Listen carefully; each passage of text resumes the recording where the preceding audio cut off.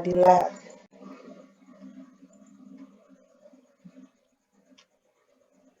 Ini ada uji mekanis itu ada uji kuat tekan.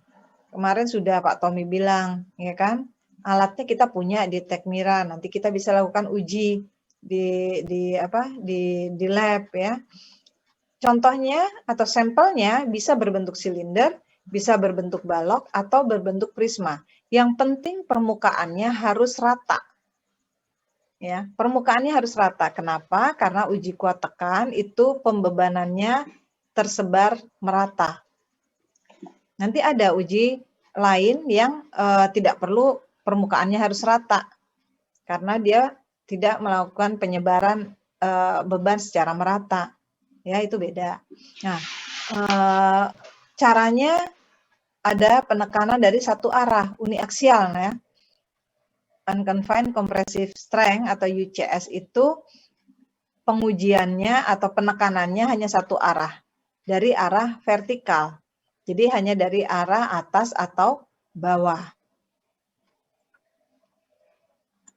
Kemudian perbandingan antara tinggi dan diameter contoh itu bisa L per D ya. Nah, kenapa? Perbandingan antara tinggi dengan diameter itu juga akan mempengaruhi nilai kuat tekan dari batuan. Ya. Pertama dari segi penyebaran bebannya. Ya, semakin jauh jaraknya atau panjangnya terhadap bidang permukaannya, maka akan semakin sulit untuk melakukan penekanan, ya itu. Nah, kalau kita lihat seperti ini, penyebaran tegangan di dalam contoh dan bentuk pecahan pada uji kuat tekan. Secara teoritis, ya, secara teoritis kita selalu menganggap batuan adalah apa?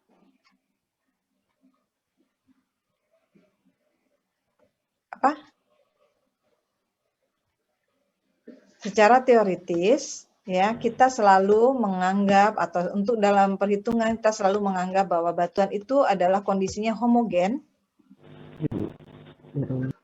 kontinu, dan isotrop. Isotrop, Bu. Ya, homogen, kontinu, dan isotrop. Itu secara teoritis. Sehingga pada saat kita melakukan penekanan, karena kita menganggapnya, ini teoritis dulu ya, karena kita menganggapnya dia adalah kondisi yang homogen, kontinu, dan isotrop, maka kalau kita lakukan uji kuat tekan, sampel kita seperti ini. Ini, putus seperti ini. Kalau kemudian kita tekan secara vertikal, ya, kita tekan secara vertikal, maka sesuai dengan sifat isotropnya, dia akan energi yang diberikan atau beban yang diberikan itu akan menyebar seperti ini. Akan menyebar seperti ini.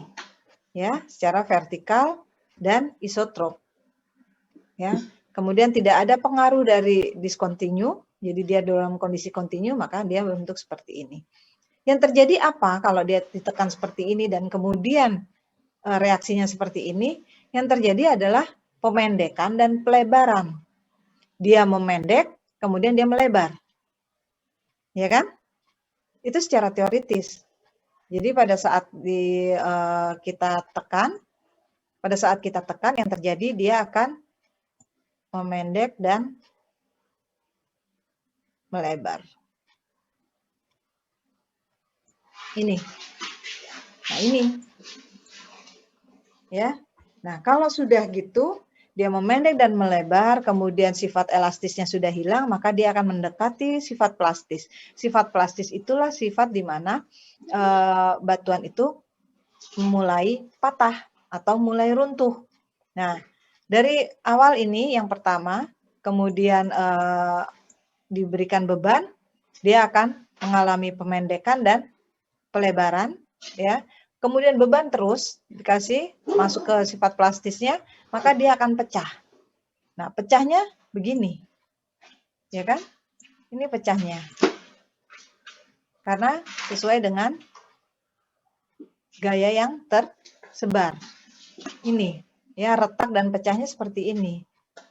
Itu secara teoritis. Tapi kenyataannya di batuan kondisinya dia tidak semuanya homogen, ya. Kita ambil, kemudian kondisinya dia ada yang discontinue, kemudian ada yang anisotrop, ya. Untuk pengambilan sampel pasti kita ngambil yang kondisi discontinue, kita ambil yang utuh, ya. Berarti apa? Kita sudah mengurangi nilai untuk gaya pada gaya pada ini, ya, di sini. Isotropnya, ya, itu kan tujuannya itu. Nah, kemudian pada saat kita memberikan beban seperti ini, ya, beban vertikal, yang terjadi karena dia tidak homogen, ya, dia tidak homogen, dia tercampur dari beberapa material, ya, ada pasir, ada lempung, kemudian ada kuarsanya, ada macam-macam, ya, sehingga akibatnya dia kekuatannya kan nggak sama antara si kuarsa, antara si pirit dan sebagainya, itu nggak sama kekuatannya, sehingga pada saat diberikan beban, pada saat dia diberi beban vertikal, ya, saat dia diberi beban vertikal, maka penyebaran gayanya akan mengikuti bidang yang paling lemah, ya. Nah, jadi penyebaran gayanya bisa seperti ini, tidak lagi vertikal seperti ini, tidak lurus seperti ini. Dia akan mengejar bidang yang lemahnya. Bidang yang lemah itu maka larilah dia ke bidang-bidang. Misalnya ini ada bidang lemah di sekitar sini, ya, maka dia akan lari seperti ini gayanya. Nah, karena tidak merata penyebarannya ini, maka yang terjadi adalah penggelembungan seperti ini. Ya, dari sampel yang ini, kemudian pada saat kita uji, dia akan seperti ini hasilnya.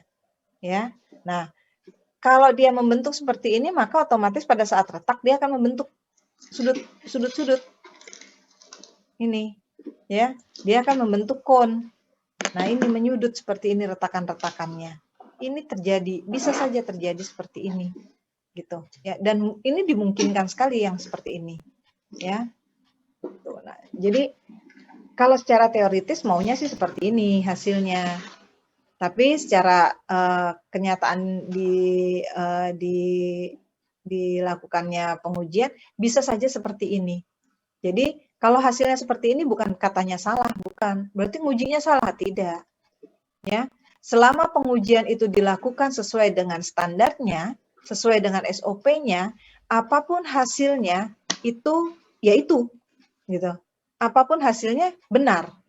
Benar itu ya apa adanya dia seperti itu. Tapi syaratnya SOP sudah, prosedurnya udah benar. Maka nilainya apapun ya benar gitu. Ya, kayak kemarin waktu ada sidang mahasiswa kemarin, dia nguji ini. Hasilnya adalah nilai kuat tekannya antara formasi Balikpapan dengan formasi Pulau Balang. Ternyata nilai, kalau kita lihat dari usia, dari umurnya, Pulau Balang itu jatuhnya lebih tua dibandingkan dengan Balikpapan. Ya kan? Berarti kalau kayak gitu kita bisa tahu dong, kira-kira kuat siapa sih? Yang tua dengan yang muda? Balikpapan dengan Pulau Balang? Kalau menurut kalian kira-kira berdasarkan usia, berdasarkan umurnya, Pulau Balang itu lebih tua dibandingkan Balikpapan. Jadi kalau kita lihat kekuatannya, lebih kuat siapa? Pulau Balang atau Balikpapan? Balikpapan. Pulau Balang, Bu. Reza Pulau Balang. Tadi siapa Balikpapan? Roland, Bu. Roland, ya. Jadi kalau kita lihat dari usianya. Nah, sekarang gini. Kita bandingkan aja. Ya. Kalau misalnya kalian sekarang sudah usia 19 tahun, ya. Kemudian adik kalian usianya misalnya SD lah, ya, SD 10 tahun misalnya nih. Kemudian dimarahin sama orang tua. Kira-kira yang nangis siapa? Kalau dimarahin. Yang 10 tahun, Bu. Yang 10 tahun masih kan? Nah, kenapa? Karena dia masih lemah, dia masih rapuh, istilahnya dia belum kuat, belum apa namanya tuh, belum belum ini duniaku gitu ya, belum kayak itu gitu. Jadi dia masih tergantung sama orang tuanya, tergantung sama kakaknya gitu kan. Untuk melakukan apa-apa dia masih harus tanya kakaknya, harus tanya orang tuanya, sehingga kondisinya dia kalau dimarahin kayak gitu dia langsung merasa ketakutan dan dia menangis. Tapi kalian yang sudah kuliah ini udah tahu tuh yang namanya jatuh itu sakit, yang namanya ini. Nah, pada saat jatuh itu kalian nggak apa-apa, nggak nangis. Tapi adik kalian jatuh nangis itu, ya kan? Nah, sekarang berarti kita bisa bayangkan antara Balikpapan dengan Pulau Balang. Kuat siapa kira-kira? Kalau tadi saya sudah cerita seperti itu, maka antara Balikpapan dengan Pulau Balang kira-kira kuatnya kuat siapa? Kuat? Pulau Balang, Bu. Iya, kuat Pulau Balang karena dia sudah lebih tua. Nah, sekarang proses pembentukan batuan, kalian ingat bagaimana proses pembentukan batuannya? Ada proses perubahan pembatuannya itu karena pengaruh dari suhu dan temperatur, ya. Jadi semakin lama semakin dia kuat, ya, karena dia semakin tertekan terus kan, ketekan dia berada di posisi yang di bawah, dia cukup kuat menahan yang di atasnya. Nah, kalau dari situ kita bilang bahwa tadi Reza bilang lebih kuat Pulau Balang. Iya, secara logiknya begitu. Ya, kalau kita lihat dari umurnya ya pasti dia lebih kuat lah. Tapi ternyata pada saat pengujian yang punya Balikpapan itu lebih kuat daripada yang Pulau Balang. Itu lebih kuat daripada yang Pulau Balang. Nah, saya hanya bertanya gini ke mahasiswanya pada saat sidang. Menurut kamu udah benar belum itu kamu ngujinya? Kok sampai yang itu lebih kuat daripada yang Pulau Balang? Nah, dia langsung goyah pada saat saya tanya kayak gitu. Wah, berarti nguji saya salah dong ya, dia bilang gitu. Jawabannya adalah kayak kemungkinan saya ngujinya salah, Bu, dia bilang gitu. Terus saya kenapa kamu jawab seperti itu? Ya, kalau dia bilang kamu kenapa kok nilainya ini salah nggak kamu ngujinya? Saya sudah mengerjakan sesuai standar saya dan saya rasa uji saya betul. Itu saya kasih nilai gede itu. Karena dia punya tingkat keyakinan. Ya, dia punya tingkat keyakinan bahwa kalau saya ngujinya benar, berarti nilai saya betul itu. Karena dia sudah mengikuti sesuai SOP-nya. Tapi pada saat itu dia bingung langsung. Dia mungkin saya ngujinya salah, Bu. Nah, padahal kalau yang namanya nguji sesuai dengan SOP, apapun hasilnya itu betul. Nah, dia jawabnya kayak gitu kan. Kemudian saya suruh dia buka peta geologi. Peta geologi, titik pengambilan sampel kamu di mana? Titik pengambilan sampel kamu di mana? Di sini, Bu. Oke, sekarang kamu coba lihat itu. Formasinya seperti apa? Ya.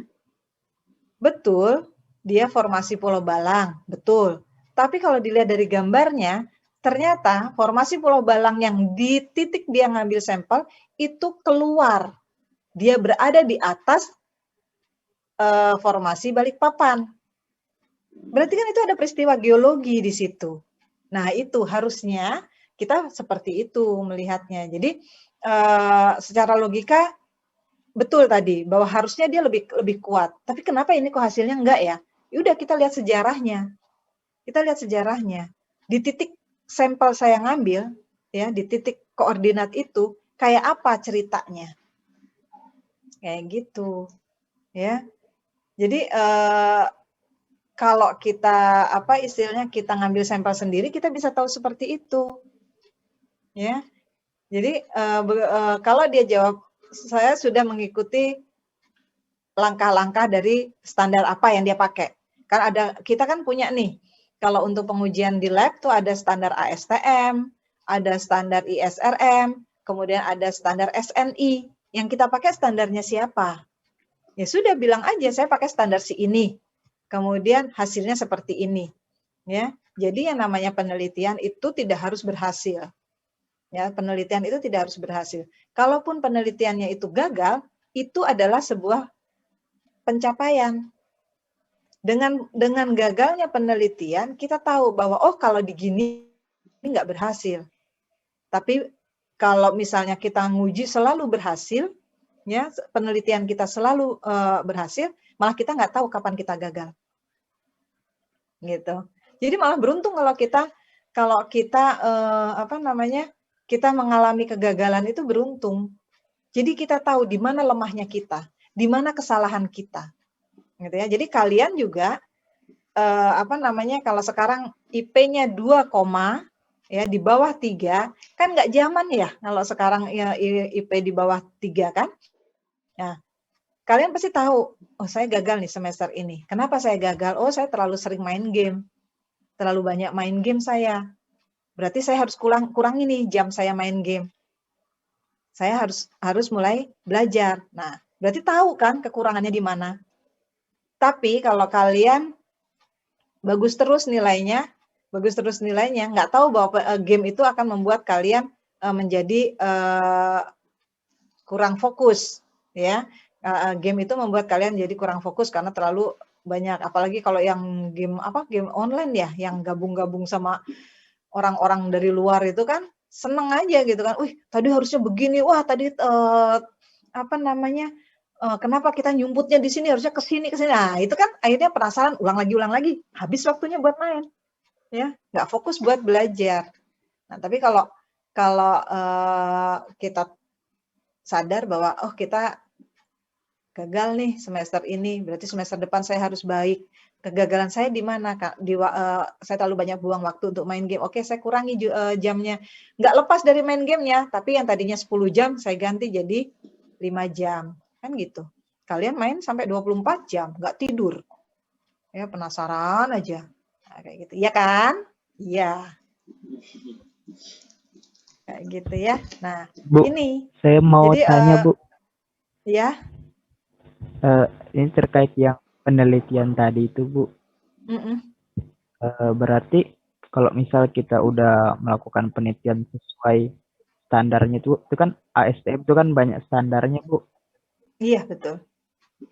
Nah, jadi kalau kita sudah sesuai itu terus hasil yang nggak sesuai teori, berarti kita pas ditanya itu nggak apa-apa itu kita mempertahankan hasil penelitian kita walaupun nggak sesuai teori hasilnya.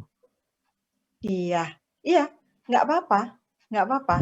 Jadi gini, yang namanya pengujian itu tidak satu kali kan? Nguji itu tidak satu kali. Makanya kalau misalnya kita ngambil di satu titik ya, satu titik sampel nih, panjangnya segini nih misalnya ya sampelnya. Ini. Nah, pada saat nguji kita jangan hanya satu, tapi kita uji di titik ini minimal 3. Minimal 3 nih kita uji, 3 sampel. Ya, 3 sampel kita uji, kan ini masih di satu titik, berarti kurang lebihnya sama dia, ya kurang lebihnya sama ini. Nah, kalau kita kasih pembebanan, maka pasti nilainya kurang lebih aja. Misalnya yang 1 101, 1 107, 1 100 105 misalnya kayak gitu.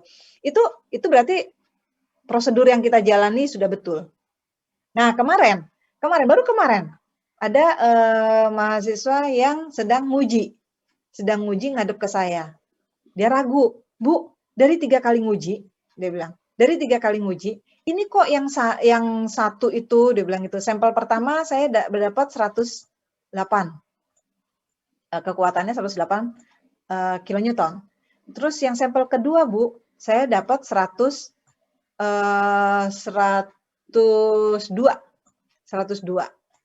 ini Bu yang sampel ketiga, saya dapatnya kok segini Bu, 193.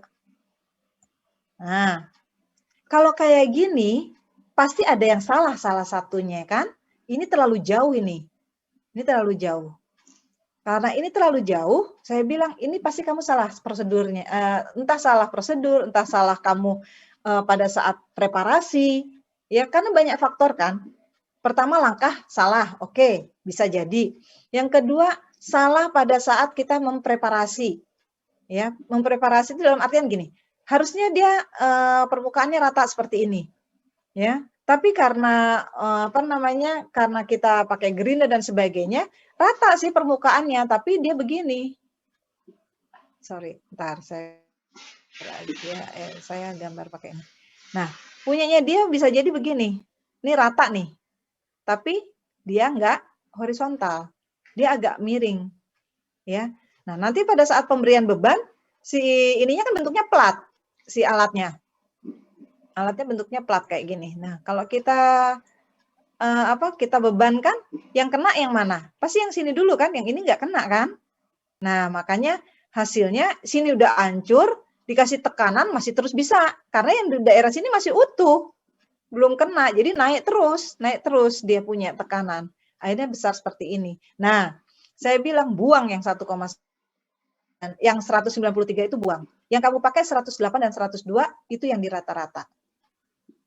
Karena biasanya dari 3 itu kan kita rata-rata tuh. Ya kayak kalian kadar air kan pasti kenapa harus 3 untuk di rata-rata, ya kan? Supaya kita tahu bahwa pengujian kita itu sudah benar. Kalau kita hanya nguji satu sampel saja di satu titik, kita nggak tahu nih yang 193 ini benar apa salah. Misalnya dapatnya pas 193. Ya, kita nggak tahu menurut kita itu benar karena sudah sesuai dengan prosedurnya. Ternyata ini permukaannya. Kemarin saya tanya, kamu udah yakin permukaan kamu rata? Iya, Bu. Sudah yakin tidak ada sudutnya permukaannya? Nah, itu saya nggak tahu, Bu. Tapi saya sudah ratakan. Nah, itu bisa jadi seperti itu. Pasti ada faktor X-nya, ya, faktor kesalahan kecil yang kita tidak sadari. Ini contohnya. Gitu, Reza. Tapi iya, Bu. kalau misalnya ini dia 108, 102, kemudian 112, saya masih oke, tiga-tiganya masih oke. Kamu rata-ratakan saja, gitu. Tapi karena ini jauh banget, kan nggak mungkin banget nih. Antara yang lainnya itu di bawah 110, ini bisa dapat 193. Ya sudah, ini buang, berarti ini kamu salah ngujinya. Gitu. Ya. Jadi kenapa kalau nguji itu kita sebaiknya minimal 3. Kalau 5 lebih bagus. Bisa sampai 5 lebih bagus, tergantung kita punya sampel sih sebenarnya. Ya, kalau sampel koringan kita terbatas karena koringan itu biasanya kalau batuan itu yang dikirim sekitar 50 sentian. Ya, sekitar 50 sentian. Kalau untuk satu kali nguji kita pakai 7 senti misalnya. Kalikan 3 sudah 21, itu baru satu kuat tekan. Habis kan kalau kuat tekan. Belum nanti direksirnya. Direksirnya kan mesti 3 juga, habis nanti sampel kita, gitu ya. Jadi harus dibikin lebih teliti lagi gitu. Ya, jadi kesalahan-kesalahan itu mungkin terjadi, ya.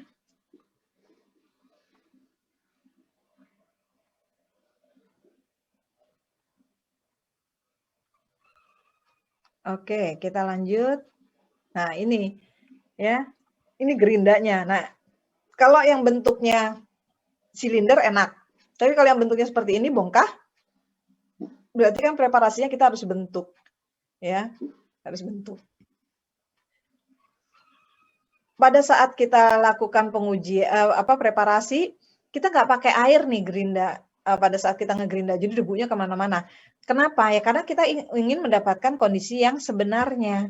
Kalau kita kasih air supaya debunya nggak kemana-mana, ya nanti berarti batuannya sudah tidak asli lagi, gitu, tidak kondisi asli lagi.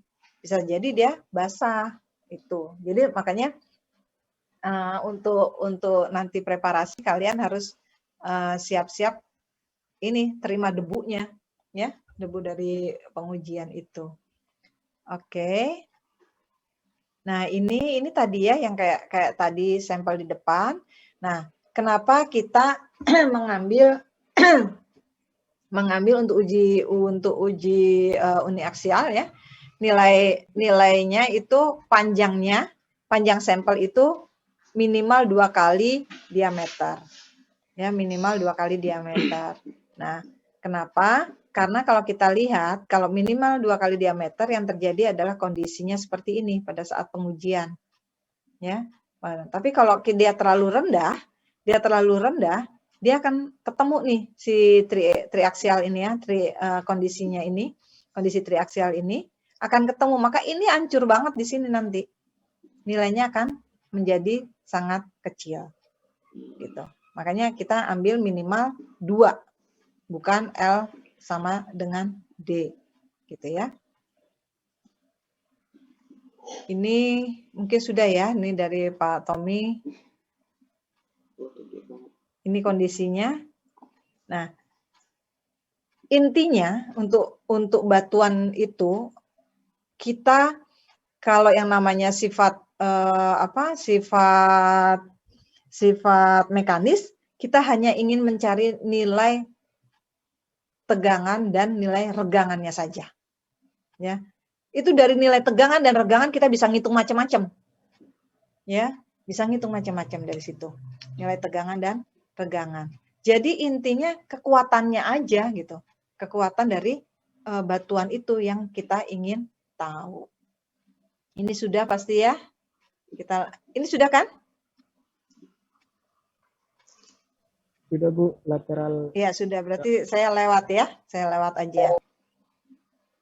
Nah, ini uji uniaksial. Uji uniaksial tadi, kalau secara teoritis harusnya lurus-lurus gini, tapi kan ada saja yang seperti ini. Dan ini salah? Enggak, ini betul. Ya, ini pengujiannya betul aja, enggak salah gitu. Nah, itu yang saya bilang bahwa secara teoritis dengan kondisi di aslinya bisa saja berbeda. Ya, yang penting prosedur kita sudah betul. Ini sudah ya, kalian tahu ini modulus-modulusnya. Oke. Kemudian mana lagi kita? Ada yang mau ditanyakan dulu? Saya lagi Bu. Ya, silakan, nggak apa-apa. Gimana? Mau tanya apa? Oh, enggak jadi Bu. Ini. Tadi saya mau nanya uji triaksial, enggak ada. Oh ini ya.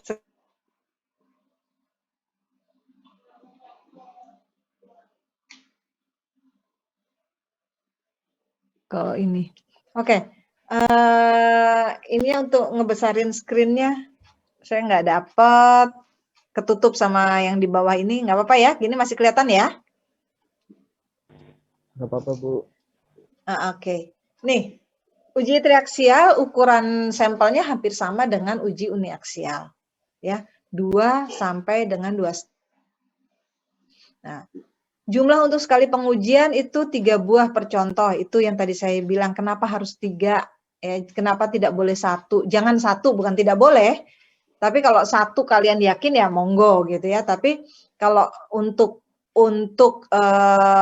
rekomendasi keluar, jangan sekali-kali hanya melakukan 1 sampel. Ya, minimal itu 3 sampel. Semakin banyak itu semakin bagus. Tapi kan kita sesuaikan dengan jumlah sampel yang kita punya ya. Nah itu. Kemudian nilai-nilai yang diperoleh. Nilai-nilai yang diperoleh itu ada istilahnya kurva intrinsik. Ya, kurva intrinsik itu nanti yang menentukan nilai keruntuhannya. Kemudian kita bisa dapatkan shear strength-nya, kuat gesernya. Kemudian nanti bisa dapatkan sudut geser dalam dan bisa kita dapatkan kohesinya. Yaitu dari triaksial. Ini. Apa beda triaksial batuan dengan triaksial tanah?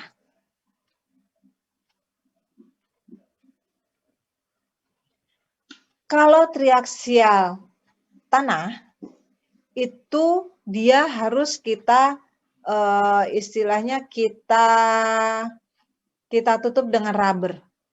Ya, kita tutup dengan rubber atau karet ya, kita tutup dengan karet. Nah, kemudian kita lakukan uji. Nah, pada saat diuji yang kita tekanannya itu bisa ditambahkan dengan air. Ya, ditambahkan dengan air di dalam selnya itu. Ya, di dalam sel itu akan dimasukkan dengan air. Tapi kalau untuk ini kalian catat saja ya, saya hanya bercerita. Tapi kalau untuk uji untuk uji triaksial pada batuan, selnya itu diisinya oleh oli. Jadi beda medianya. Ya, beda medianya. Yang satu diisi air itu tanah, yang batuan itu diisinya oleh oli. Ya, kalian mesti tahu dari soliditasnya, ya. Jadi soliditasnya. Kemudian kalau oli dia akan memberikan tekanan yang lebih besar untuk batuan, ya. Kalau batuan sama air kelibas gitu ya. Dia kalah. Jadi dia harus dilawan dengan yang lebih liquid ya, yang lebih kental gitu. Oke. Ini caranya sama caranya ya. Contoh kita masukkan ke dalam selubung, kemudian kita masukkan ke dalam sel ya. Masukkan ke dalam sel, kemudian itu tutup, selnya kita penuhi dengan oli ya. Kita penuhi dengan oli sampai tidak ada lagi udara yang di dalam ya. Kita yakin bahwa di dalam sudah tidak ada udara lagi, semua terisi oleh oli. Kemudian baru kita lakukan pengujian. Ujinya adalah tekanan dari vertikal dan tekanan dari horizontal. Gitu, ya.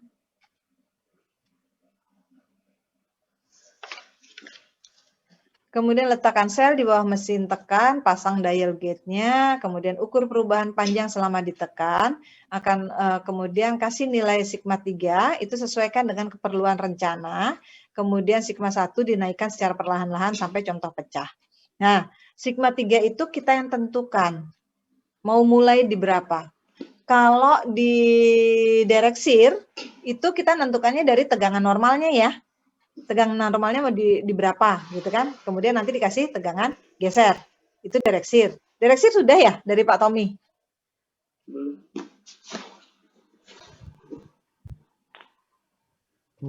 Udah Bu, ada dikasih grafik. Nah, sudah ya direct shear-nya. Nah, itu. Jadi kalau di direct shear itu yang kita tentukan adalah tegangan normalnya. Kalau di triaksial, uji triaksial yang kita tentukan adalah tegangan horizontalnya. Ya, tegangan horizontalnya itu bisa sigma 3 atau sigma 2. Sigma 3 dengan sigma 2 nilainya sama. Karena dia merupakan tegangan horizontal, depan belakang, samping kiri kanan. Ya. Jadi kita tentukan dulu sigma 3-nya mau di berapa. Yang pertama, dari uji pertama kita tentukan sigma 3-nya misalnya di 5. Misalnya aja ya, angkanya 5. Terus kemudian nanti pada uji yang kedua kita naikkan tuh. Kita naikkan jadi 10. Nanti uji yang ketiganya, sampel ketiganya kita naikkan lagi jadi 15. Jadi nggak sama. Nggak sama nilainya. Ya. Nah, kalau nilainya nggak sama, otomatis hasilnya juga nanti nggak akan sama pada saat dia pecahnya. Ya, pasti beda. Nah, setelah sigma 3-nya itu konstan, ya, setelah sigma 3-nya konstan, baru kita tambahkan sigma 1-nya. Sigma 1 itu kita kasih. Nah, sigma 1 itu tambah. Terus kita tambah sampai dia crack. Begitu crack, nah itulah. Kita mulai perhatikan, itulah kondisi dia mulai runtuh. Seperti itu. Ya. Kebayang ya uji triaksial?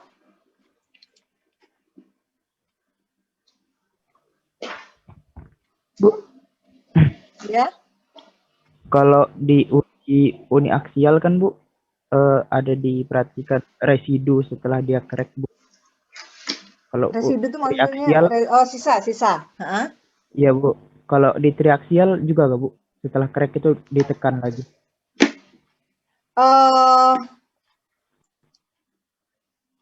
Kalau di triaksial sih kita masih terus berusaha naikkan lagi, tapi biasanya kalau sudah kalau di triaksial itu begitu fail dia terus langsung susah naik lagi.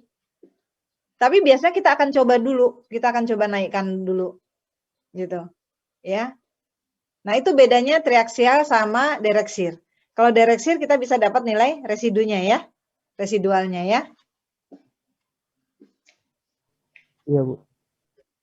Tapi kalau ini akan sulit kita mencari nilai apa namanya, mencari nilai residualnya, gitu, ya. Oke, ini muncul, langkahnya sudah. Ini alatnya. Yang sulit itu adalah baca ini nih. Ini. Kenapa sulit? Ini tuh pengaruhnya nanti dengan si olinya ini. Ya, dengan si olinya. Sekarang kalian ingat nggak nilai tegangan itu rumusnya apa?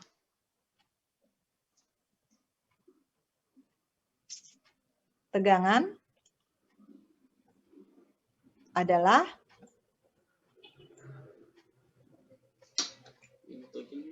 gamma kali H.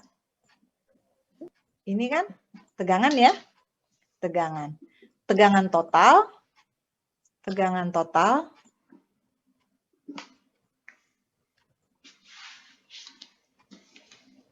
itu adalah nilai dari tegangan efektif ditambah tekanan air pori. Ya kan? Nah, U ini punyanya si oli yang ada di sini. Lihatnya di sini. Lihatnya tuh di sini. Ya. Pada saat kita memberikan nilai sigma 1, ya, pada saat kita memberikan nilai sigma 1, ini nggak boleh sampai naik. Dia harus tetap pada nilainya. Jadi nanti kita nolkan, kan kita udah lihat nih di sini, terus punya kita di mana? Misalnya di sini ya. Ya sudah, ini kita anggap nolnya di sini. Istilahnya si U-nya ini, si tekanan air porinya itu harus terus sama dengan 0. Kenapa? Ya karena kalau triaksial itu pakainya ini. Bukan yang ini. Gitu. Ya. Susah kita mau cari yang ininya. Gitu. Bisa aja sih. Tapi sulit banget. Tidak semudah yang dereksir. Gitu. Ya. Nah, nanti kalau sudah selesai ini berarti kita bisa menghitung nilai ini. Apa ini? Ini nilai kohesi ditambah dengan nilai tegangan dikalikan dengan tan V. Ya kan? Itu. Ya. Nah, kalau kita sudah mendapatkan nilai sigma 1, sigma 3 yang kita tentukan, ini ditentukan.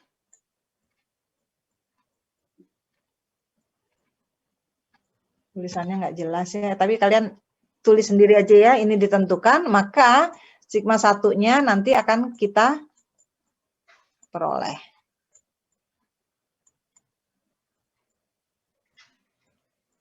Ya, akan kita peroleh.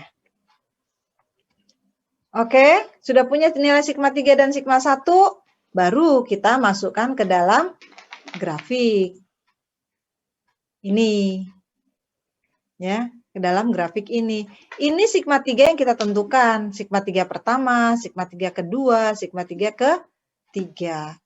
Ya. Nah, seperti yang tadi saya bilang, kenapa harus 3 ya? Ini memungkinkan seperti ini. Bisa saja di sigma 3-nya dia hasilnya seperti ini.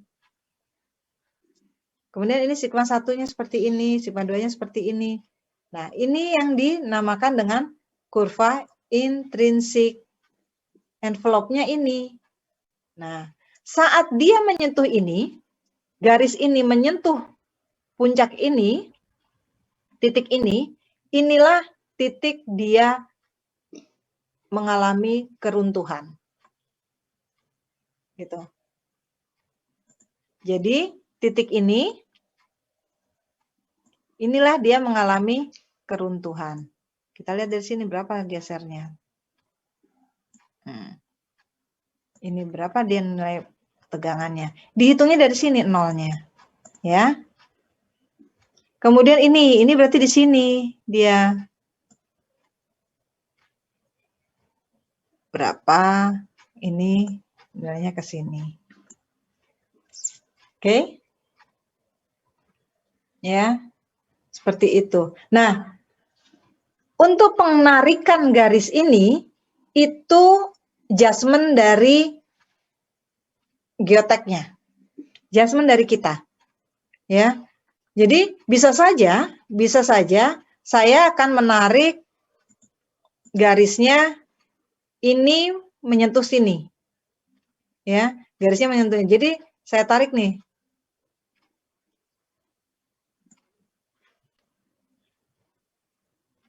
Nyentuh sini. Oh, sorry.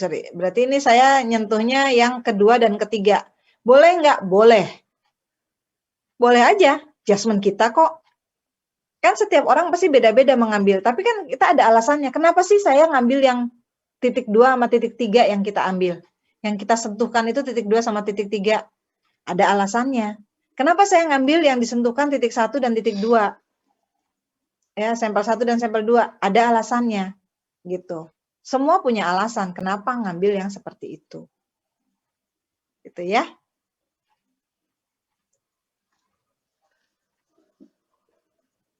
Penggambaran ini bisa. Penggambarannya, oke saya stop share. Sebentar, ini ada yang mau tanya dulu nggak sampai sini? Ini cuma sampai sini aja sih, nerangin triaksialnya.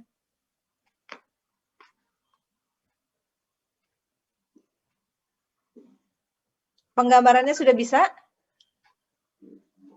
Belum bisa, Bu. Oke.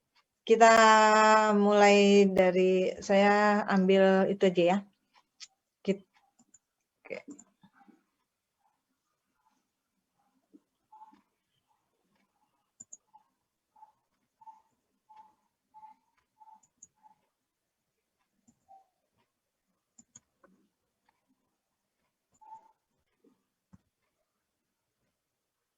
Ya, kita gambar nih, kita coba menggambarkan. Misalnya kita punya sudah dapat sigma 1 dengan sigma apa namanya? Sigma 1 dengan sigma 3-nya ya.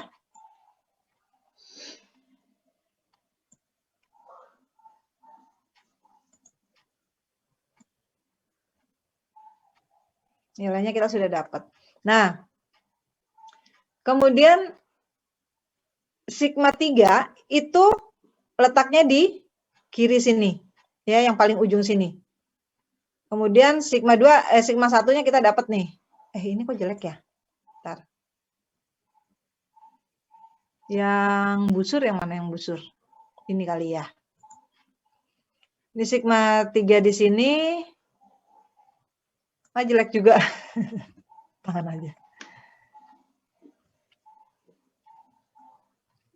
Kita sudah tentukan sigma 3-nya tadi, 5. Ya. Kita tentukan sigma 3-nya 5. Kemudian dapat kebetulan sigma 1-nya dapatnya 12 misalnya ya. Sigma 1-nya 12. Nah,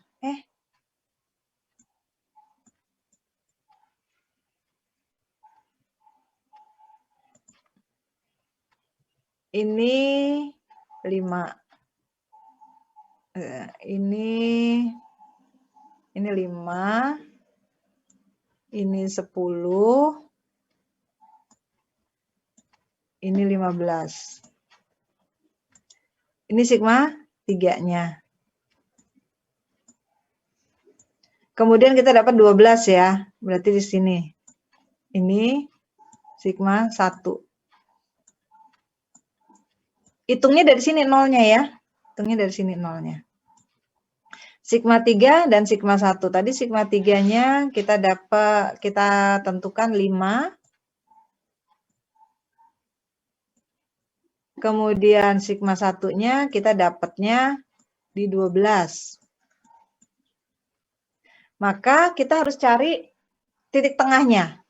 Titik tengahnya, ini dijumlahkan, kemudian dibagi 2.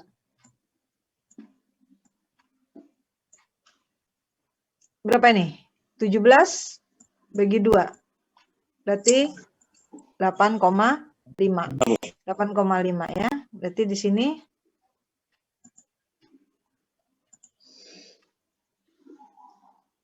di sini 8,5. Sini ya. Nah, kemudian pakai jangka kita dapat tuh sini ya, sini ke sini. Nah, gitu. Ya. Pakai jangka dibuatnya. Enggak tahu ini jelek. Ya, kita buat seperti itu. Sampai sini paham? Gambarnya. Paham, Bu. Oke. Nah, ini kan baru yang pertama, sampel 1. Sampel 2 misalnya. Sampel 2 kita tentukan lagi nih. Sampel 2 kita mau di, tadi 5 kita mau di 10. 10, kemudian dapat yang keduanya di 22 misalnya, berarti ada 12. 12 bagi 2, 6. 6. Berarti dari sini ke sini, ini kan 10. Ini 15 ya, ini 22 di sini. Misalnya ini 22. Ini 22. Nah, 22, 10, 22 berapa? 10, 22, 32. 32 bagi 2. 32 bagi 2 berarti 16. Berarti di sini misalnya ya. Ini di sini. Ya sudah, kita bikin tuh lingkarannya. Nah, misalnya kayak gitu. Ya. Ini yang kedua.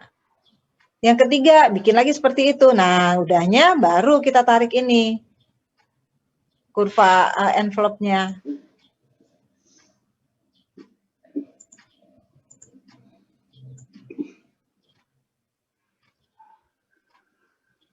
Misalnya ini. Oke, nah udah dapat ya. Berapa kohesinya? Ini kan nilai dari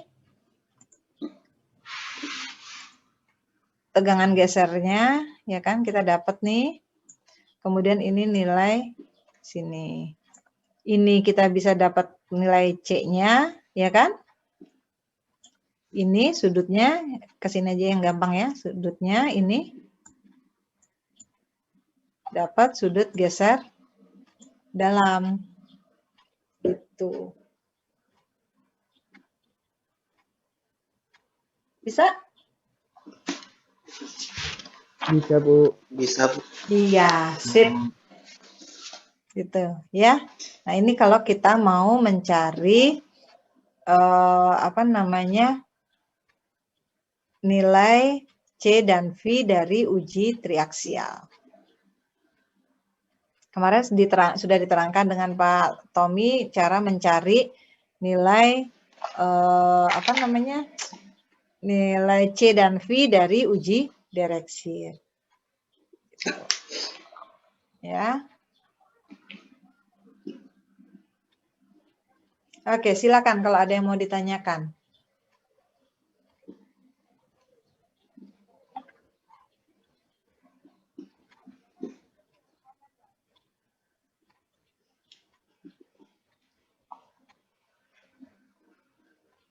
Nggak ada?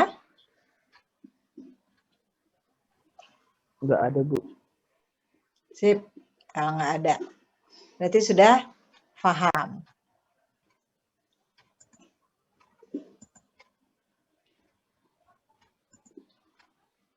Oke, kalau nggak ada, kita lanjut lagi dong.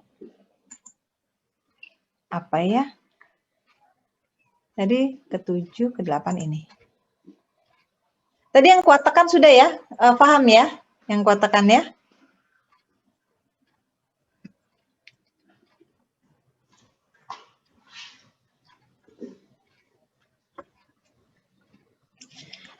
Yang berikutnya ada uji kuat tarik tak langsung atau tensile strength. Biasanya kita bilang Brazilian, uji Brazilian. Ya. Tujuannya untuk mengetahui kuat tarik dari contoh batuan silinder secara tidak langsung. Nah, alat uji yang dipakai, alat uji kuat tekan. Ya, alat uji kuat tekan yang dipakai. Tapi bedanya kalau uji kuat tekan, sampelnya begini.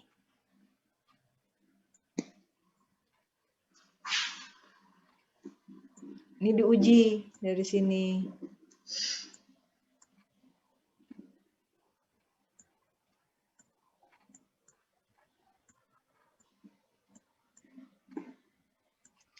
Ini uji kuat tekan. Kalau uji kuat tarik atau Brazilian test, sampelnya ditidurin. Kayak gini. Sampelnya dibikin seperti ini. Kemudian baru diuji kuat tekan. Alatnya sama.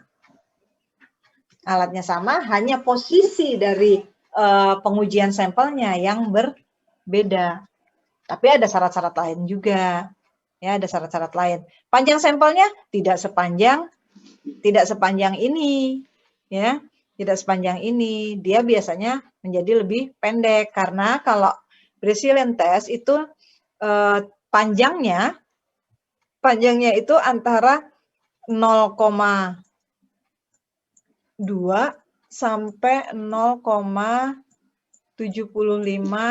kali lebarnya, diameternya. Kayak gitu. Jadi dia lebih pendek. Ya, dia lebih pendek. Nah, tujuannya untuk mengetahui kuat tarik dari contoh batuan secara tidak langsung. Kemudian alat ujinya yang dipakai alat uji kuat tekan. Ya, kemudian cara pengujiannya sebentar ya. Saya ada tamu sebentar aja.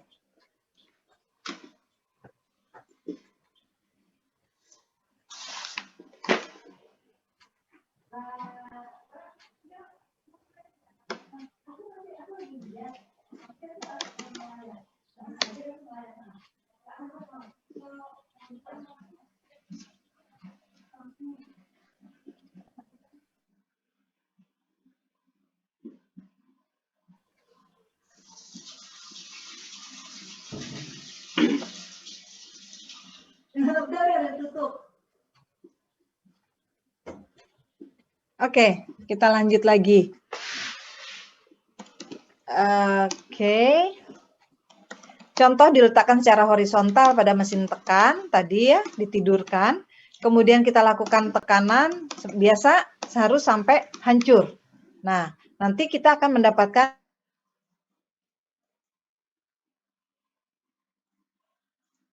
dari uji kuat tekan tuh dialnya akan muncul tuh di hidroliknya itu. Pada saat kita muncul di hidroliknya itu, maka kita dapatkan ya berapa nilai P-nya. Nah, tinggal kita hitung ya. Ini dapatlah kita nilai kuat tariknya. Oke, dari sini ini karena sama dengan kuat tekan pasti nggak ada masalah. Kuat tekan tadi sudah paham, berarti kuat tarik juga sudah paham ya. Kemudian ada lagi uji point load. Uji point load. Nah, pada uji point load, sampel yang kita punya itu tidak harus rata. Ya, sampel yang kita punya itu nggak harus rata permukaannya kayak tadi, kayak uji uji kuat tekan maupun uji kuat tarik. Point load test itu kita bilang tes Franklin ya, karena dia yang nemukan. Nah, tujuannya untuk mengetahui kekuatan contoh di lapangan secara tidak langsung. Sama, tujuannya juga sama, ingin mengetahui kekuatan contohnya. Tapi dia bedanya adalah dalam pembebanannya. Kalau point load, pembebanannya berbentuk titik. Titik itu dalam artian kalau ini sampelnya, maka dia hanya di sini saja. Ini. Beda dengan yang yang kuat tekan. Kalau kuat tekan itu kan dia tersebar merata kan sampelnya karena dia plat.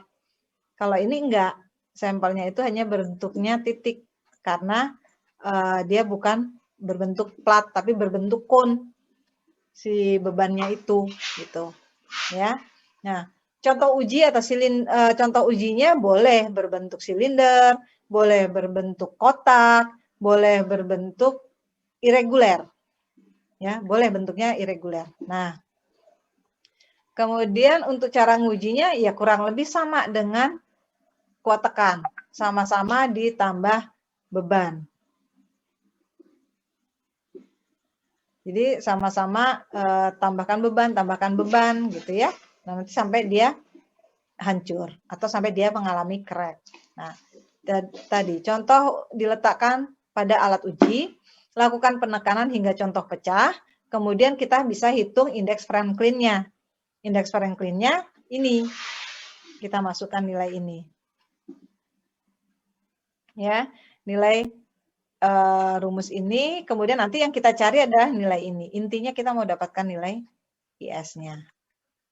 Ya, kalau sudah dapat nilai IS, baru kita bisa hubungkan dengan nilai ini. Nah, nilai ini ya, tegangan kritisnya itu sama dengan 23 kali IS. Ini berbeda-beda. Ada yang bilang 23 IS, ada yang bilang 24, ada yang bilang 21. Itu beda-beda. Ya. Nah, kenapa beda-beda? Ya yang ujinya, yang menganalisinya orangnya beda-beda. Gitu ya. Nah, sekarang yang terjadi gini. Ini yang menemukan Franklin. Franklin itu di mana? Misalnya dia di Eropa. Ya. Kemudian sekarang kita berada di Asia. Asia itu otomatis dia tropis, sehingga proses pembentukan batuannya akan berbeda dengan proses pembentukan batuan yang di sana yang 4 musim, ya 4 musim. Jadi otomatis perilakunya beda, ya enggak? Bisa saja sama jenisnya, perilakunya beda. Ya kayak kita. Kita di Asia orang tropis, kulitnya kuning. Terus mereka Eropa, daerah dingin, jarang kena matahari, kulitnya putih. Ya kan? Tapi dia ada laki, ada perempuan, kita juga ada laki, ada perempuan. Sama. Ya. Mereka tinggi, kita tidak setinggi mereka. Nah, itu yang bisa jadi pada batuan pun seperti itu. Sama dia claystone, sama dia sandstone. Tapi dia terbentuknya di Asia, yang satunya terbentuknya di Eropa.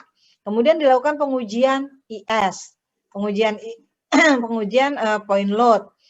Lakukan dapat dia point load-nya. Kemudian dia cari nilai dari kuat tekannya. Dapat dia kuat tekannya. Kemudian dia coba menghubungkan antara kuat tekan dengan point load. Ya, dicari hubungannya. Oh, ternyata dari hasil hitungannya si A, maka tegangannya itu nilainya itu lebih kurang atau 23 kali IS. 23 kali IS. Sementara di tempat yang lain bisa lagi menentukan yang lain. Gitu. Yang Pak Seno ya dari ITB, Seno Kramadibrata itu dia malah dapatnya sigma untuk kita itu sigmanya itu sama dengan 11 kali IS. 11 kali IS. Nah, sekarang 11 kali IS itu batuan yang mana? Gitu ya. Batuan yang mana? Jadi ini nggak bisa dijadikan patokan juga, tapi untuk mempermudah perhitungan kita boleh ambil ini. Tapi kalau kita tingkat keyakinan kita ya tetap harusnya kita lakukan uji uji kuat tekan dan uji point load. Ya. Nanti di klasifikasi batuan itu akan terlihat ada nilai IS, ada nilai tegangannya. Itu. Nah, ini ada beberapa kakak kelas kalian yang ingin membuktikan ini. Ada yang pakai batu pasir, ada yang pakai batu lempung, ya, ada yang claystone, ada yang sandstone.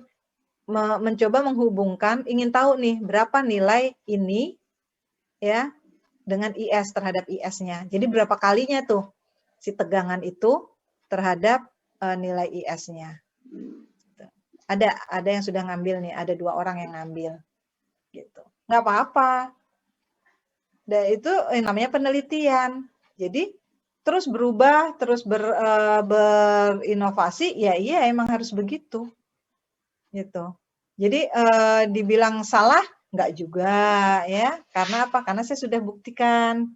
Ternyata kalau daerah Kalimantan, nah karena kita kan ngambilnya hanya di daerah sini, misalnya ya, di daerah Kalimantan itu untuk clay shell nilai tegangannya sekian kali point load, sekian kali IS, gitu, ya. Itu. Jadi sekarang banyak sudah mulai beberapa ada yang ngambil seperti itu. Kalian nanti mau ambil, monggo, silakan. Lanjutkan penelitian dari kakak yang sekarang, dilanjutkan lagi. Dia sampelnya, misalnya dia sampelnya sekarang hanya sampel untuk formasi Balikpapan. Nah, nanti kalian ambil formasi Pulau Balang misalnya. Ambil formasi Pulau Balang. Dapat tuh ini.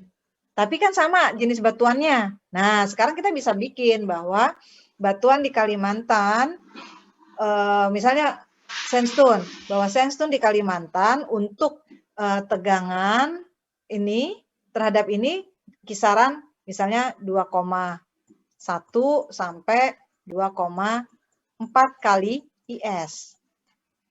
Nah, ini kan bisa juga, gitu. Jadi nanti ini untuk patokan orang, kalau orang datang ke ngambil sampel di Kalimantan, mau menghitung kuat tekannya, atau kan kalau point load itu alatnya mudah, ringan, jadi bisa dibawa ke lapangan. Bisa dibawa ke lapangan langsung uji gitu ya. Kemudian preparasinya nggak susah kalau point load. Makanya dia bisa dibawa-bawa ke lapangan. Sampel alat ujinya kecil, sampelnya juga bisa sampelnya juga tidak harus preparasi yang sulit, ya kan? Langsung kita dapat.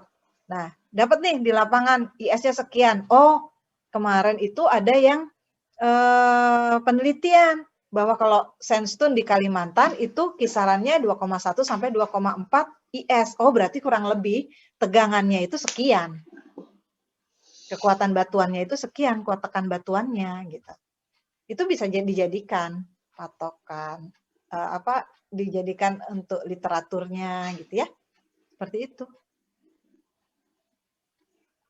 Ya, jadi kadang kita akan dipermudah dengan tabel-tabel yang dari tabel-tabel dari penelitian-penelitian yang sebelumnya, ya. Nggak apa-apa, itu jadi dijadikan acuan juga buat kita. Nah, kita ingin buktikan nih kalau yang di rata-rata mereka yang nemukan kan orang-orang Eropa atau enggak orang Amerika gitu kan. Nah, yang orang Asia nggak banyak.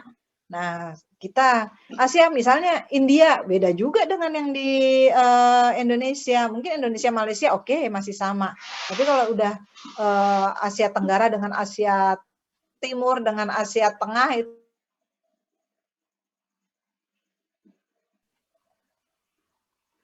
Asia Timur itu masih ada dingin-dinginnya, masih ada musim gugurnya, masih ada musim dinginnya. Kalau Asia Tenggara rata-rata semua sudah masuk tropis. Jadi hanya 2 musim. Pasti dalam pembentukan batuannya akan beda. Ya, karakteristiknya batuan pasti akan beda. Ya, perilakunya pasti berbeda gitu.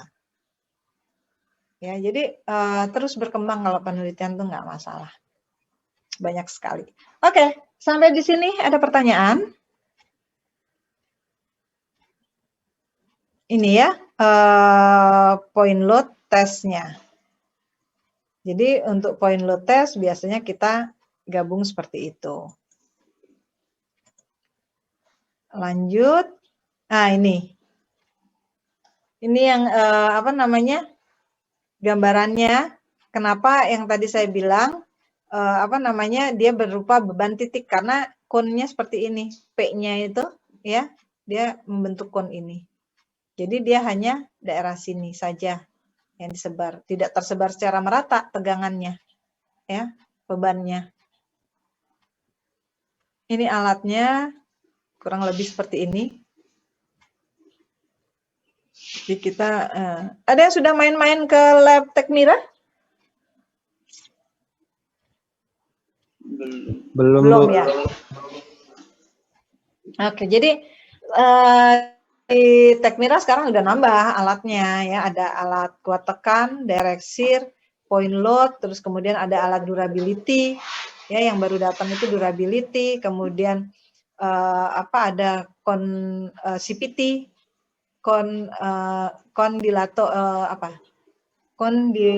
dilatometer ya, terus Dutch cone.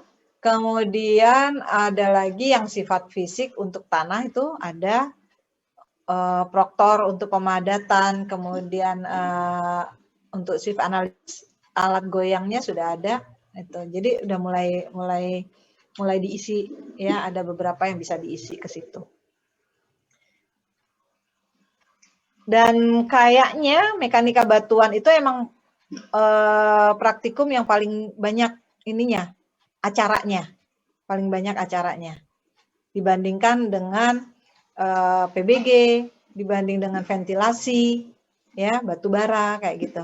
Ini paling Mekbat itu paling banyak acaranya. Ada beberapa. Kalian di situ ada berapa? 7 ya?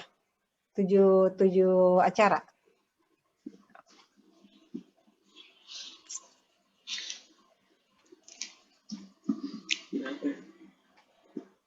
Ini apa namanya? Ini penambahannya.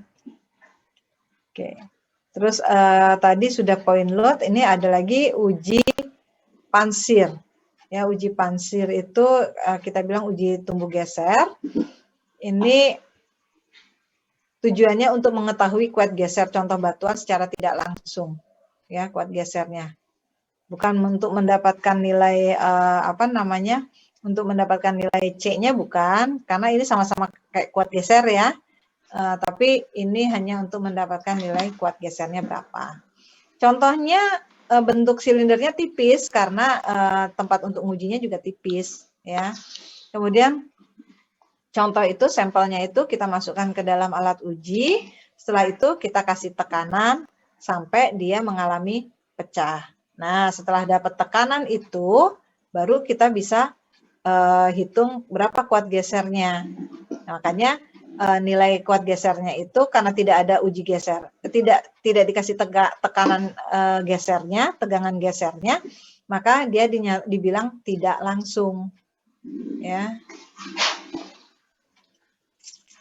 Ini untuk mencari nilai ini kuat geser. Nah, ini alatnya, alat ujinya. Nah, ini kan karena dia tipis seperti ini ya, jadi apa namanya, tidak makan banyak sampel gitu ya, dia tipis aja.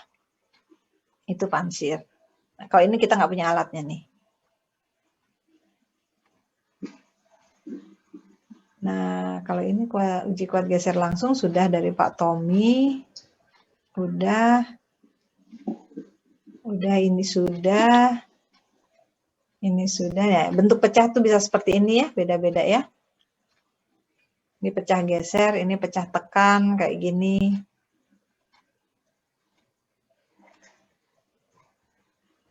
Oke. Nah, kemudian ada uji kecepatan gelombang ultrasonik.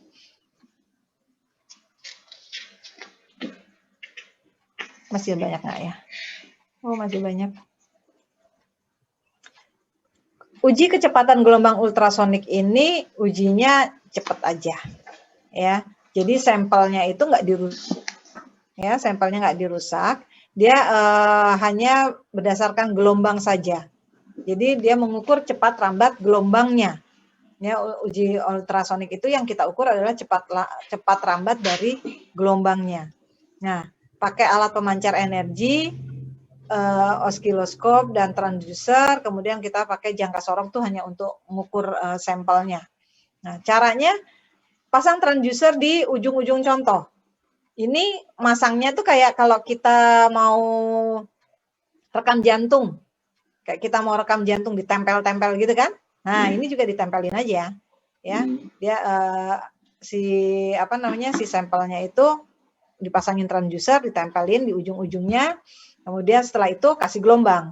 Ya. Pancarkan energi di ujung transmitter. Kemudian nanti energi yang dikeluarkan, gelombang yang dikeluarkan akan diterima oleh receivernya berupa gelombang tekan, ya, gelombang longitudinal dan gelombang transversal, gelombang geser. Ada gelombang tekan dan ada gelombang geser. Nah, dari situ ini alatnya ya akan muncul nih nilainya. Nah, dari situ kita bisa hitung berapa cepat rambat gelombang tekannya. Ya. Berapa cepat rambat gelombang gesernya. Ini dulu yang kita hitung nih. Kalau ini sudah dapat, baru semuanya bisa kita hitung yang lain-lainnya. Jadi dari uji ultrasonik kita bisa dapatkan sekitar 8 data, 8 nilai. Ya, 8 sampai 7 kalau nggak salah gitu ya. Nah, ini tapi intinya kita harus dapat nilai VP dan VS-nya dulu. Gelombang tekan dan gelombang gesernya. Dari mana? Ya dari sini aja. Dari panjang contohnya, sampelnya itu makanya diukur pakai pakai jangka sorong, kemudian dipasang dengan waktunya. Dengan waktunya berapa. Oke. Nanti setelah itu kita tinggal masukkan tuh berapa modulus gesernya, kemudian berapa Poisson rasionya, berapa modulus Youngnya, berapa konstanta lemnya, berapa bak modulusnya. Itu ya. Seperti ini kira-kira pengujiannya. Nah, minggu depan kita lihat yang durability ya, yang uji durability. Oke, silakan kalau ada yang mau ditanyakan.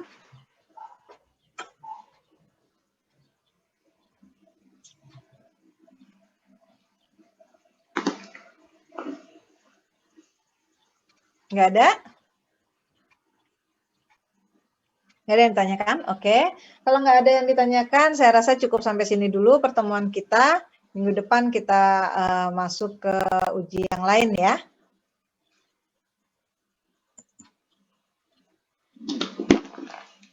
Oke, sampai sini. Assalamualaikum warahmatullahi wabarakatuh. Selamat siang. Waalaikumsalam warahmatullahi wabarakatuh. Terima kasih Bu. Ibu, terima kasih Bu. Ya, sama-sama. Oke, saya tutup ya. Sehat-sehat Bu. Ya, terima kasih semua juga sehat-sehat ya. Yo, assalamualaikum. Waalaikumsalam Bu.